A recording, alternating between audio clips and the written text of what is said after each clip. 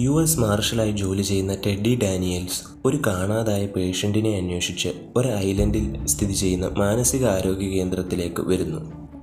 അവിടെ അദ്ദേഹത്തിന് എന്തൊക്കെയോ കുഴപ്പങ്ങളുള്ളതുപോലെ തോന്നുന്നു. സ്റ്റാഫ് എന്തൊക്കെയോ മറയ്ക്കുന്നുണ്ട്. രോഗികൾ വളരെ വിചിത്രമായി പെരുമാറുന്നു. തൻ്റെ മരണപ്പെട്ട ഭാര്യയുടെ ഓർമ്മകൾ ടെഡിക്ക് അന്വേഷണത്തിന് പൂർണ്ണമായി ഫോക്കസ് നൽകുന്നതിൽ വിലങ്ങുതടിയാകുന്നു.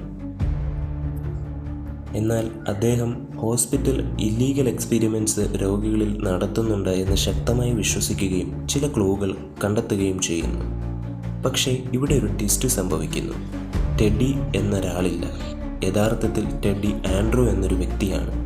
ഐലൻഡിലെ മറ്റൊരു രോഗി.